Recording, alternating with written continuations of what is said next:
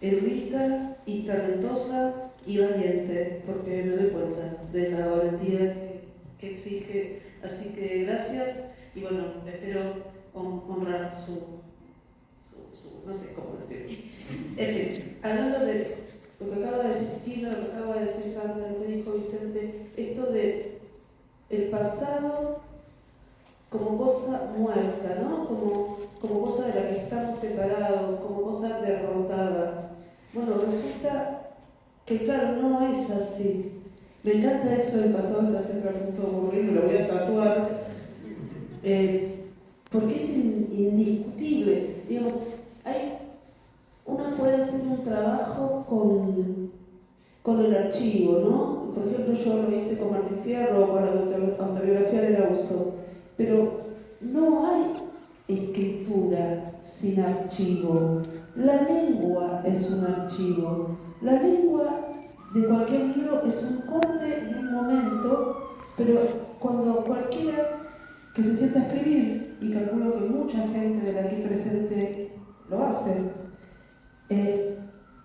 un autor, una autora, un autor, yo no usaba la E, pero dado un momento político la voy a usar a rajatabla, un autor es atravesado por algo mucho mayor que sí mismo. Uno se sienta, se pone como a disposición y te atraviesa una corriente gigantesca, que es la corriente de la lengua, que tiene un montón de características. Una y principal es colectiva. Es ese lazo que nos une los unos a los otros y contiene en sí misma todo el pasado. Y tiene una potencia política, este ponerse a disposición de ser atravesado por la lengua, que es infinita. No hay un corte con el pasado. Nos quieren hacer creer eso. Ahora se ha instaurado este nuevo mundo y todo esto está muerto. Muerto las pelotas, por eso nos siguen matando todo el tiempo, porque no está muerto. Los modos de vida no occidentales de América están vivísimos. No sé cómo hacen, pero están vivos. Ahora mismo está yendo un barco con un montón de personas de pueblos originarios de la Amazonía a la COP que está sucediendo en Belén. Un encuentro de importancia vital para estos pueblos, primero que nada, para Brasil y para el planeta entero. Y estos modos de vida se supone que ya no existen, lo único que existe es sacar petróleo, bueno, y así.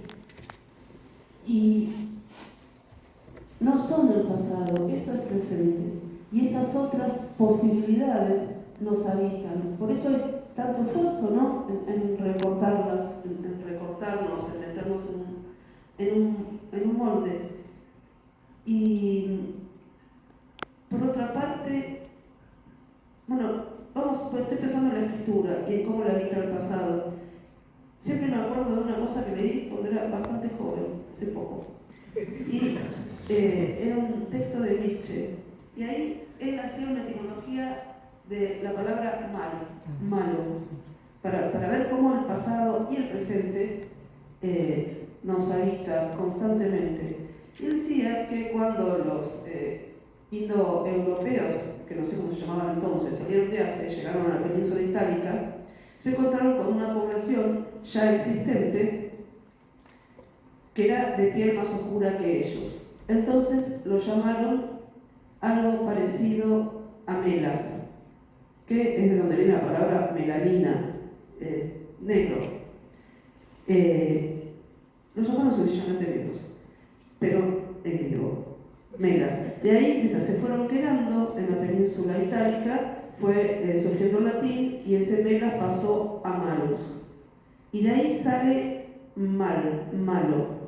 Yo no sé si hay algo que tenga más presente que esta etimología que tiene milenios en la contemporaneidad. Y eso pasa todos los días cuando alguien nos pregunta, che, no sé, ¿es bueno o es malo este tipo? Por hacer una pregunta infantil, pero que uno a veces hace. Y vos decís es malo. Viene a contar esta historia la palabra. O sea, va a ver que toda esta historia que está vibrando constantemente en el presente, ¿no? Y me parece que entonces no ha pasado en un punto. Está ahí vibrando. Y respecto de los textos que uno puede retomar puede retomar en Latinoamérica, no sé, Martín Fierro cuenta la construcción de Argentina como Estado-Nación. Esto es un genocidio atroz y la división de la tierra en grandes señores, en grandes territorios que van a tener grandes señores que van a trabajar de extraer materias primas, o sea, van a tener un montón de gente trabajando por monedas para extraer materias primas, venderlas al norte y quedarse con dinero ellos, devastando además todo el territorio nacional. Ojalá fuera pasado. Entonces, me parece que hay algo ahí que no pasó. Eso.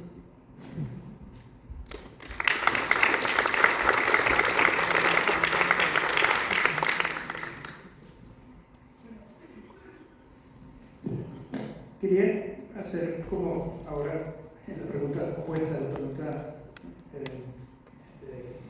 el lado B de esta primera larga pregunta.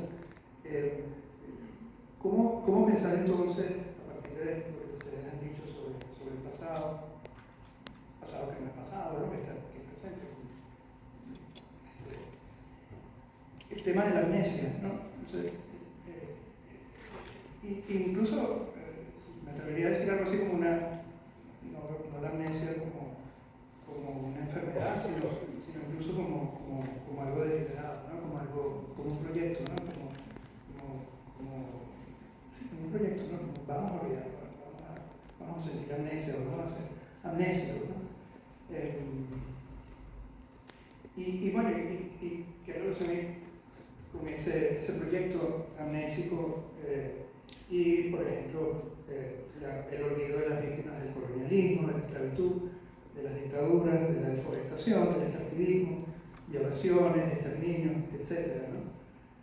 Y bueno, ¿cómo podría ser una literatura amnésica sin memoria? Es posible, existe. La hemos conocido, una literatura, digamos, que parte de una especie de tabula rasa.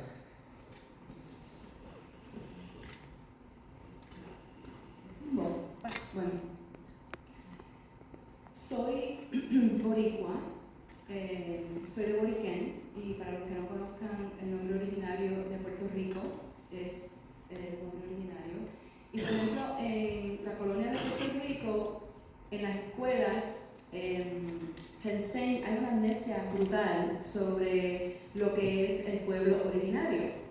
Enseñan, por ejemplo, no solamente en Puerto Rico, yo creo que también en España y en otros países, en todos los países, que cuando llegaron los españoles, 15 minutos después que ellos llegaran, exterminaron al pueblo indígena de Puerto Rico y estamos muertos. O sea, eso es una amnesia intencional para desaparecernos. Entonces, hay proyectos coloniales que existen a través de todas las Américas, y yo creo que este país también, culturalmente en Estados Unidos, se prefiere olvidar, ¿verdad?, de dónde vienen, where are you from? Oh, I'm a mix of, Irish y Germany. No, hay un proyecto de olvidar de dónde vienen. Y en el caso de, por ejemplo, el pueblo originario de Boriquén, nosotros insistimos que esa amnesia literaria es violenta, es importante luchar contra esa amnesia, y ha producido grandes libros que hoy se respetan mucho, ¿verdad? En la literatura puertorriqueña. No puedo hablar sobre otras literaturas, pero sí, hablando con mis hermanas negras de América Latina y hermanas originarias de las Américas, sí existe en todos los países de la América Latina una amnesia literaria que rehúsa reconocernos como agentes vivos y existentes. Y tristemente esa amnesia es celebrada todavía. Y nada, creo que por ahí podemos seguir, ¿verdad? Creo que tienes toda la razón. Cuando hay un proyecto de la imposición del olvido, es un proyecto que incluye fundamentalmente la violencia, ¿no? El silenciamiento, la invisibilización, el ninguneo, como se le dice en México también, todos son prácticas violentas. Fíjate que a mí me ha interesado, bueno, yo soy de profesión, mi entrenamiento académico viene de la historia y tal vez por eso mi gusto y mi inclinación hacia los archivos, pero no solo por una cuestión, digamos, académica. A mí me ha interesado habitar, trabajar con historias de poblaciones que han sido históricamente silenciadas. Por eso mi interés, por ejemplo, en los residentes, los internos, les decían entonces, de este gran manicomio estatal que se llamó La Castañeda, que se estableció en México en 1910, unos meses antes de la irrupción de la Revolución Mexicana. En estas instituciones vivían, resistían los más pobres entre los pobres de México. Personas que no dejaron diarios, que no enviaron cartas, cuyo paso por la tierra quedó, sin embargo, inscrita en estos expedientes clínicos de la institución. Y ahí, por eso sus historias me resultaron tan importantes. Pero ha seguido con análisis o con exploraciones de migrantes, como los migrantes que fueron mis abuelos, que salieron del centro de México en unos años de mucha sequía y caminaron todo el trecho hasta llegar a la frontera con Estados Unidos por el estado de Coahuila y cruzar, ¿no?, de este lado. Yo creo que justo ahora es importantísimo recordar las múltiples y muy complejas maneras de las que se ha hecho esta migración fundamental para la estructura misma, para la vida, para el gozo también en este país. Todo eso lo escribí en otro libro que se llama Autobiografía del Algodón. Y claro, ya mencionaron el libro del Invencible Verano de Liliana. Yo creo que uno de nuestros grandes silencios, y ese también es un silencio impuesto desde el poder, tiene que ver con la violencia de género, con la violencia contra las mujeres, lo que antes se llamaba violencia doméstica y ahora con mayor certeza se dice terrorismo íntimo de pareja. Por ejemplo, yo creo que tenemos mucho trabajo por hacer, trabajo político en las calles, trabajo cotidiano en todo lo que hacemos, pero también trabajo artístico. Yo creo que hay una relación estrecha, rica, formalmente aventurera en la posibilidad de articular, de ir y picarle a esos silencios como si fueran estas de abejas, ¿no? Estos, ¿cómo se dicen? Los panales de abejas, ¿no? Irles y picar y ver qué sale de ahí, ver cómo brotan estas experiencias que por supuesto están con nosotros, que nos han formado, que nos han estructurado desde dentro, porque están, tienes toda la razón, Gaby, están en la lengua, están ahí, no hay manera de no tenerlas. Y por eso te digo, un libro sin memoria a mí me parece una contradicción en términos. E incluso aquellos que se proponen hacerlo, me parece que si están utilizando el lenguaje, están ya en la memoria y están ya platicando con todos nosotros los que hacemos esa lengua en el día a día, en la calle, en las oficinas, en las escuelas, en los juzgados, en nuestros sueños también incluso, ¿no? Hasta ahí me quedo, ya.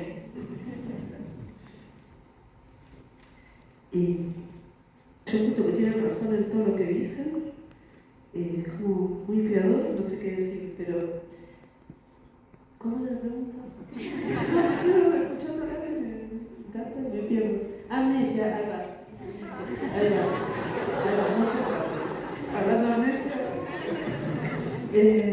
yo encuentro que no hay amnesia, hay una operación política feroz, violentísima, que incluye las armas, que incluye la descalificación constante. No sé, ¿por qué en mi país la única lengua oficial es el castellano? Como si no hubiera otras. Hay otras que tienen miles de años en el mismo territorio. Y cómo se ha negado esta existencia directamente, ¿no? Bueno, como decías vos, a nosotros nos enseñan que los argentinos venimos de los barcos. Lo dijo un presidente progresista, me voy a guardar los calificativos, hace 2 o 3 años, imagínense lo que dice que tenemos ahora, si es que se ocupa el tema, que los argentinos venimos de los barcos, eso es como un correlato casi lírico de un genocidio infinito, ¿no? Que Borges mismo dice, y en estos barquitos pintados vinieron a fundarme la patria. En cierto sentido tiene razón, porque para fundar esta patria, este Estado-Nación, hay que reventar todo lo que hay antes, y eso está constantemente negado por la presencia de seres humanos en todas partes, que hablan de otra manera, con otra sintaxis, con otra lengua, pero también es muy precioso el castellano como puesto a bailar en otra sintaxis, ¿no? Que eso es algo que pasa mucho con el guaraní en mi país y con otras lenguas, pero a mí el guaraní me interpela fuertemente. Y por la toponimia, si vinimos de los barcos, a ver, Papucho, ¿por qué tenés una ciudad que se llama Trenquelauquen? ¿Por qué tenés un río, uno de los ríos más grandes y más importantes del país? Y ahora puedo explicar por qué, o tal vez mejor no, se llama Paraná. Y así podría seguir infinitamente. Como es una desmentida constante. En Argentina hubo una operación política que fue muy exitosa, que se llamó educación pública. Y fue muy exitosa en muchos sentidos. Si hubo un factor de movilidad social en mi país, fue la posibilidad de estudiar gratis en instituciones en las que se mezclaban los blancos con los marrones, con los negros, los ricos con los pobres. Era muy hermoso en ese sentido. Pero en el proyecto educativo de esa institución tenía puesto como objetivo borrar toda otra posibilidad de ser, toda otra mirada del mundo. O sea, las veces que pinté carabelas, y las hice, me acuerdo con mi papá, con media cáscara de nuez, le poníamos adentro pastelina, un escarbadientes y las velitas, y eso era un festejo, era algo bueno, no, fue un desastre, pero bueno, esto era parte de la educación. Y tan es así, que todavía hoy una parte de la élite cultural argentina habla de un universal que es cualquier cosa, es un mamarracho, es mentira. Hablan como si estuvieran en Berlín. Les habla la escuela de Frankfurt por la boca, que está buenísima la escuela de Frankfurt, nadie la niega, pero te tenés que dar cuenta que hay otras filosofías, otras maneras de pensar, y que vos no sos el sujeto universal de esa escuela. El sujeto universal, y eso que es de lo mejor que hemos tenido a nivel filosofía de Occidente, pero el sujeto universal de Occidente es una cantidad de señores de Occidente, de Europa del Norte, ahora de acá, de Estados Unidos. No somos todos. Y entonces hay una alienación más que una amnesia, ¿no? Una alienación feroz, a la que a mí siempre me da ganas de decirle, sos un europeo en el exilio, anda, boludo, volvé a Berlín y decirle ahora, hermanos, acá estoy, anda a París y decir, llegué, qué sé yo. Y hay una bastante exitosa, pero así todo, no hay literatura sin memoria, porque te atraviesa la lengua y las cosas aparecen, quieras o no quieras. Y eso es una de las cosas más hermosas de escribir. Todo lo que aparece en el texto que a vos ni se te ocurrió. Aparece porque te atraviesa algo más grande que vos, más interesante que vos. Y bueno, dejarse llevar de lo más bonito de nuestro humilde oficio. Me encantaría continuar con este tema de la educación y la violencia de los proyectos del olvido. Y me gustaría comenzar este comentario con una anécdota corta, les prometo, de un tío mío hace un montón de años. Mi tío estudió química en la Universidad Central de Venezuela, que es parecida, o era parecida a lo que Gabriela estaba contando, muy parecida. Él debe haber estudiado, no sé, creo que en los años 50, por ahí. Y en ese momento, cuando él estudió química, en el edificio de química no había baño de mujeres. Porque el arquitecto que hizo este proyecto, que por cierto es el arquitecto más importante de Venezuela, más reconocido, que tiene más obras, bueno, no se le ocurrió que una mujer pudiera estudiar química en ese momento ni nunca, ¿no? O sea, así como que cuando imaginaron, bueno, ¿qué va a pasar con esto dentro de 20 años? ¿Cómo será esto? Que me imagino que los arquitectos se preguntan ese tipo de preguntas, como que eso ni siquiera era una pregunta, como que eso ni siquiera era imaginable. Cuando yo estudié en los años 80, más de la mitad de los alumnos, de las alumnas de la Universidad Central de Venezuela, eran mujeres. De hecho, en algunas carreras muy mayoritariamente, y creo que en alguna que otra era minoría, pero bueno, 51 a 49, pues una cosa como muy pequeña. Es decir, bueno, tuvieron que invitar baños de mujeres, por ejemplo, ¿no? O sea, que quería que ustedes, por favor, comentaran un poco más sobre este tipo de materializaciones, o sea, como un baño, ¿no? De este proyecto de violencia contra mujeres, por ejemplo, pero por supuesto también contra indígenas, contra personas que no son blancas.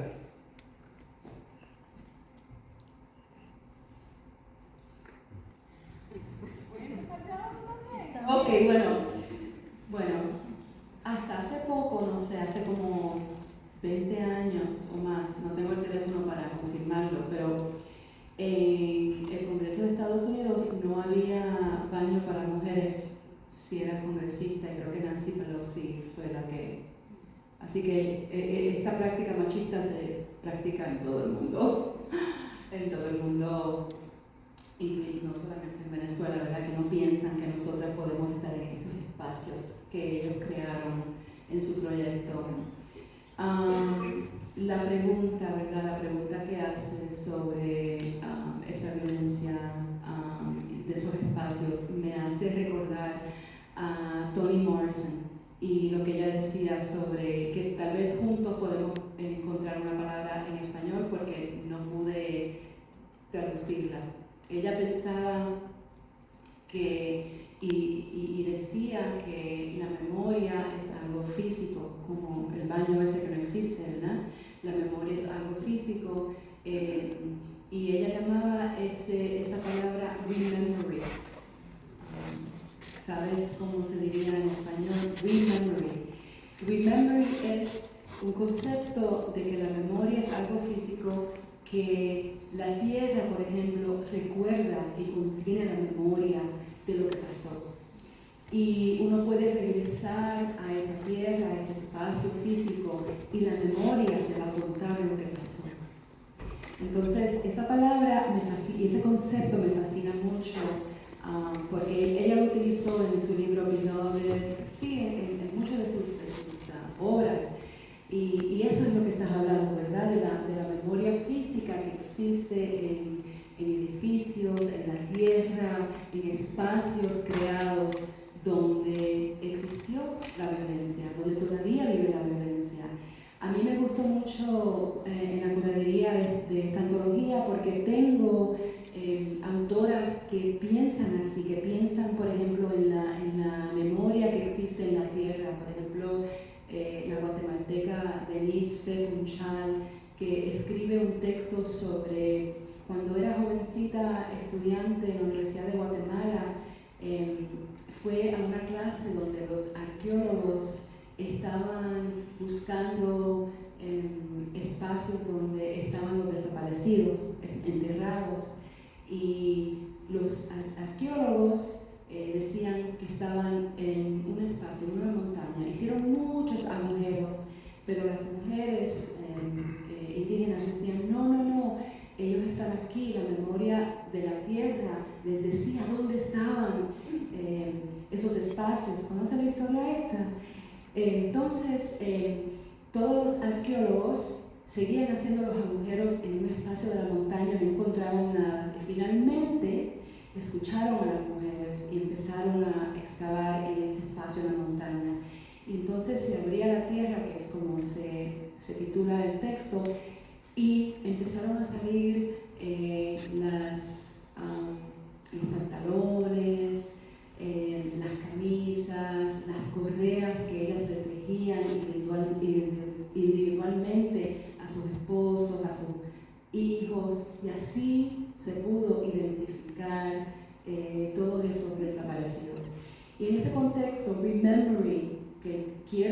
favor encontrar una palabra que capture lo que quiso decir en español la grandiosa Toni Morrison.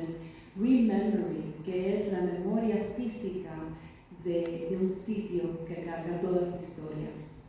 Y eso es lo que, cuando hablaste de ese daño que no existía, que no nos pertenecía, eso es lo que pensé, en Remembering de Toni Morrison. Fabuloso lo que acabas de contar. Sabes que ahorita que hablabas de los sentidos, ¿no? De cómo nos crecen otros sentidos, me acordaba ayer del comentario de Mónica Ojeda, que decía que ciertas literaturas apasionadas, ¿no? Literaturas arriesgadas también, lo que hacían es que nos producían el crecimiento de otros sentidos, otra oreja, otra mano, otra pierna. Realmente hay consecuencias materiales, ¿no? De todo lo que hacemos. Y me ponía a pensar también en lugares negados para la historia. El baño es una cosa muy fuerte porque es tan cotidiano, ¿no? Parecería ser, lo damos por sentado, como que siempre habrá uno, y ciertamente la historia nos enseña que no es así. En las historias que se contaban de mi familia, de las razones por las cuales eventualmente estos abuelos que les conté que llegaron a Estados Unidos fueron forzados a regresarse en los 30 a México, después del crash del 29 y después de las políticas anti-inmigrantes y xenofóbicas de esos años instauradas por el presidente Hoover, parecidas a las que ocurren ahora. Una de las historias era que alguna vez mi abuelo vio un letrero donde decía: aquí no se admiten mexicanos. Entonces era esa imposición, esa ausencia del lugar, ¿no? Este cerrar las puertas de donde se supone que no debes estar a pesar de que estás ahí. Pero si nos vamos a pensar en la lengua como una fuerza física y material, que la lengua es material, también ha habido lugares que hemos dado por sentados, o lugares donde no hemos sido admitidas o donde hemos sido expulsadas, ¿no? Por años nos han incluido en el los, ¿no? En el masculino. Así, si hay solo un hombre, la regla era, me acuerdo gramaticalmente, lo que uno aprendió en esta educación pública es: bastaba que hubiera un hombre para que todo se transformara en masculino. Y bueno, han pasado los años, hay mucho trabajo y mucha lucha en términos de lenguaje en las calles, por supuesto, no tanto en las academias o reales academias, sino en cómo nos decimos.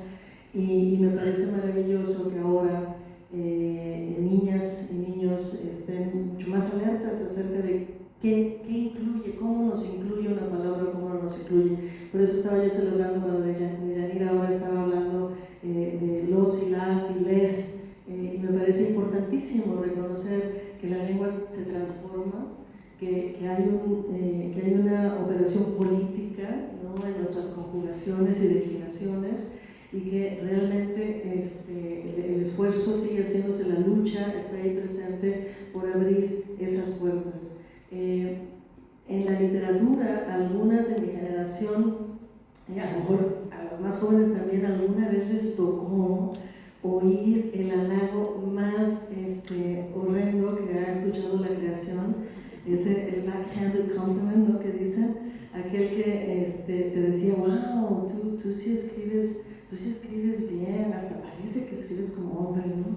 Y ahorita nos reiremos, ¿cómo se le ocurrió a la gente decir eso? Pero lo decían, ¿no? Que también es otra forma de exclusión. Pero ha pasado tantos años de eso que a mí me tocó estar en un taller en el que una chica, halagando a un muchacho que acababa de escribir un cuento con un personaje femenino, se voltea a decirle: wow, tú escribes también, que casi pareces mujer, ¿no?